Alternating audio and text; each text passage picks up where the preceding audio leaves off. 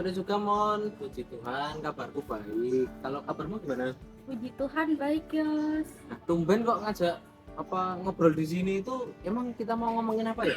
Nah, ini Yos, kita bakalan ngomongin tentang dokumen gerejawi Laudato Si itu loh, yang membahas tentang rumah kita bersama, yaitu bumi. Wah, menarik itu. Gimana ya itu kayaknya? Nah, kalau begitu kita langsung ke pembahasannya saja ya, Yos. Ya. Nah, ini Yos, kita akan membahas tentang orang muda adalah pelopor dalam memelihara lingkungan hidup. Kira-kira kamu penasaran nggak sama pembahasan kita? Wih, tentu aja penasaran Mbak Mon. Soalnya kan sebagai anak muda ini kita kan harus menjadi pelopor dan menjadi contoh bagi orang muda lainnya, tidak hanya orang muda sih. Ya, harus kepada semua orang tua, anak kecil, orang sekitar yang belum menyadari bahwa pentingnya kita itu untuk menyayangi lingkungan sekitar kita. Kira-kira tindakan apa nih yang udah Dios lakukan untuk memelihara lingkungan hidup? Sebenarnya kalau untuk menjaga lingkungan hidup belum banyak sih. Mungkin tindakan yang udah aku lakukan itu eh, mungkin tindakan kecil ya. Kebetulan itu saya perokok. Nah, sebagai bentuk saya menjaga lingkungan itu saya membuang puntung rokok di tempatnya seperti di tempat sampah dan di tempat-tempat lainnya. Kemudian saya juga mengurangi penggunaan sampah plastik. Jadi kalau saya kemana-mana, kalau ke kuliah, kampus itu membawa makanan menggunakan bekal dan tidak membeli jajan. Kalau maupun membeli jajan, saya membawa bekal untuk menaruh makanan itu ke bekal saya. Seperti itu. Udah lumayan juga ya Yos kamu dalam memelihara lingkungan hidup, ya meskipun belum sepenuhnya.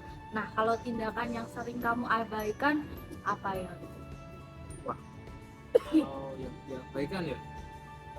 Yang paling susah itu nahan rokok di tempat umum karena kan sebagai seorang perokok ya sulit untuk memberhentikan kebiasaan merokok. Jadi kesulitan yang saya alami sekarang itu ya dari merokok itu saya seringkali juga lupa mau membuang puntung rokoknya kemana ya. Jadi saya terkadang juga kilaf juga ya Mbak Moni, langsung saya lempar aja ke tempat sembarangan, mungkin seperti itu. Masih banyak juga ya Yos yang kamu abaikan. Iya, Terus sebenarnya masih ada lagi nih Mbak Moni. apa tuh? Saya seringkali juga sering mengabaikan ya orang-orang yang membuang sampah sembarangan. Seringkali kalau ada orang membuang sampah sembarangan, saya tuh pengen mengambil sampah yang ada di situ, tapi terkadang pikiran, aduh, jorok banget ini kalau aku ambil nanti tanganku kotor. Terkadang itu juga sih yang menjadi kendala saya untuk menjaga lingkungan.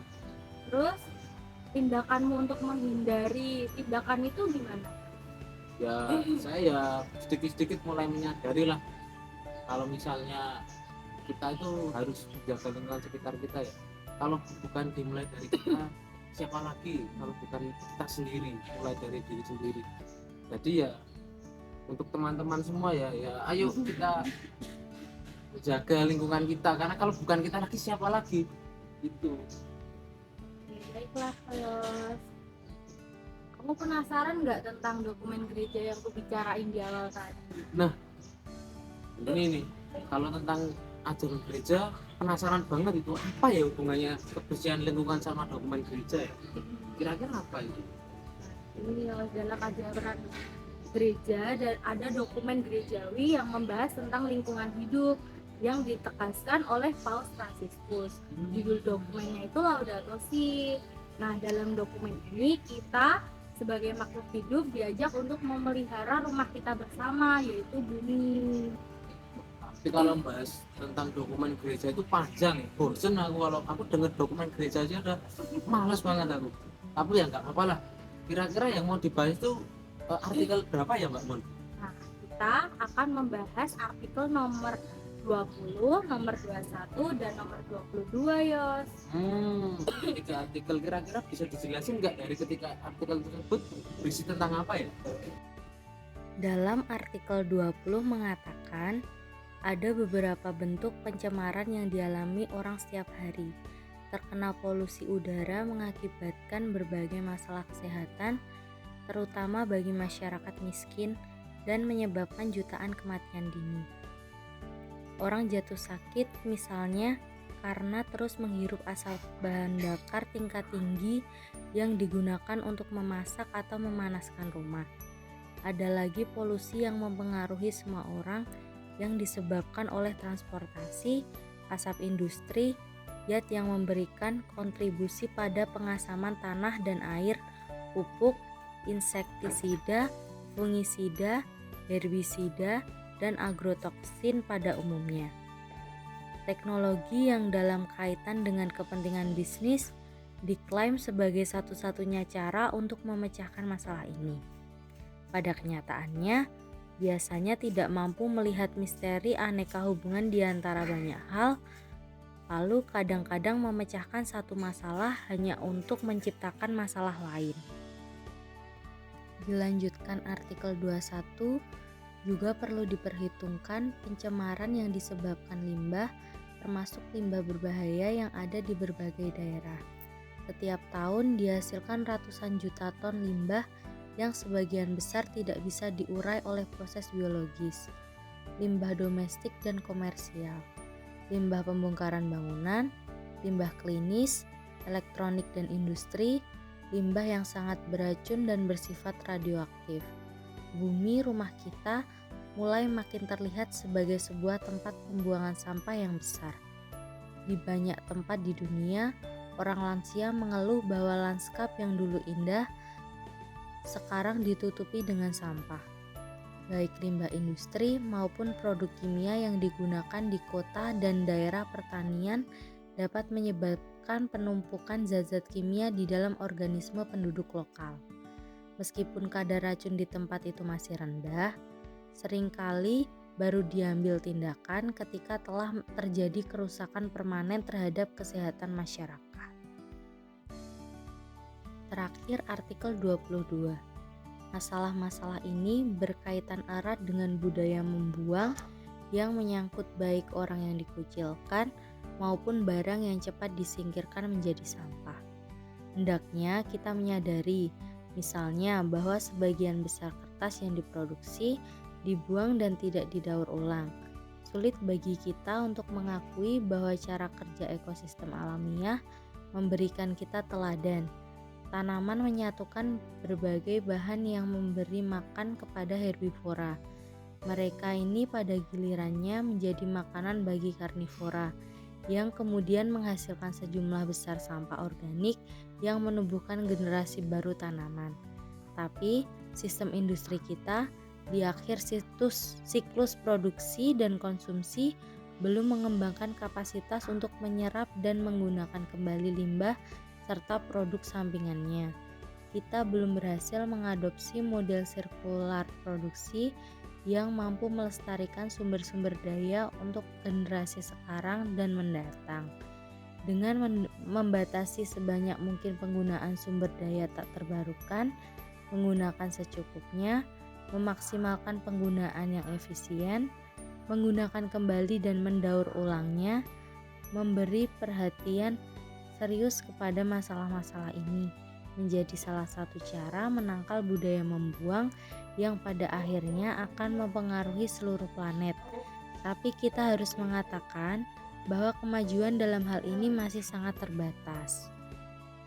Nah, dalam artikel 20 kita membahas tentang polusi udara yang disebabkan oleh kendaraan, pabrik, dan sampah. Dan itu dapat berdampak negatif bagi kita, yaitu menyebabkan berbagai masalah kesehatan dan dapat menyebabkan kematian dini terutama bagi yang miskin. Nah, dalam artikel 21 membahas tentang pencemaran limbah, bisa dari limbah pabrik ataupun limbah rumah tangga. Meskipun limbah biasanya dapat dikatakan tidak banyak atau sedikit, tapi kan limbah susah untuk diurai, jadi akan mencemari tanah, air, dan udara di sekitar pembuangan limbah tersebut. Nah, dalam artikel 22 membahas tentang budaya membuang yang dapat diperhatikan oleh manusia, terutama orang muda masih banyak yang membuang sampah sembarangan, mereka masih mengabaikan. Nah juga ya makanya itu dokumennya mengajarkan kita tentang bagaimana menyadarkan kita bahwa pencemaran lingkungan hidup itu adalah masalah yang serius, yang berdampak buruk bagi kesehatan makhluk hidup di bumi ya, tidak hanya manusia tapi makhluk hidup lain seperti pohon, binatang dan semua yang ada di bumi ini ya bisa terkena dampaknya ya kalau kita mengabaikan tentang pencemaran itu. Nah, dari itu ya dalam artikel 22 kita diajak untuk mengubah kebiasaan membuang menjadi tindakan mengadopsi atau memproduksi ke hal yang lebih bermanfaat lagi, Yos. Hal itu untuk mengatasi kerusakan lingkungan agar tidak lebih parah. Maksudnya gimana itu pun? Nah, ini Yos, kita semua orang muda diajak untuk menjadi pelopor dalam mengubah kebiasaan membuang menjadi suatu tindakan yang baik. Misalnya nih, memilah dan memanfaatkan kembali sampah atau limbah yang masih memiliki nilai guna. Contohnya limbah plastik dapat dijadikan tas, tikar, atau barang-barang lain yang dapat digunakan kembali.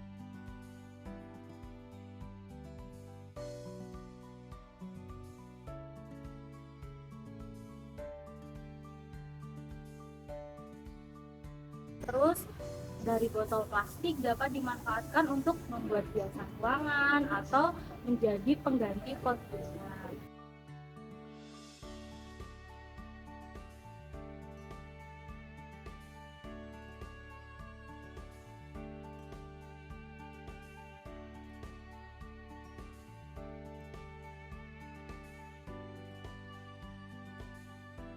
Nah, sisa limbah yang organik nih dapat kita kumpulkan menjadi satu di suatu tempat agar dapat menjadi pupuk organik. Wah, ternyata pembahasan tentang dokumen gereja itu tidak membosankan itu ya. Apalagi tadi itu namanya dokumen gereja Laudato Si kalau nggak salah. Nah, itu sangat menginspirasi saya dan cukup menarik bagi saya. Nah, setelah tadi ngobrol-ngobrol sama Monik, kita jadi lebih semangat lagi nih buat jadi pelopor, buat jadi contoh bagi semua teman-teman di luar sana untuk dapat memelihara lingkungan hidup di bumi ini. Karena ya itu semua kita lakukan demi mewujudkan kenyamanan dan keamanan kita bersama yang tinggal di bumi ini. Begitu.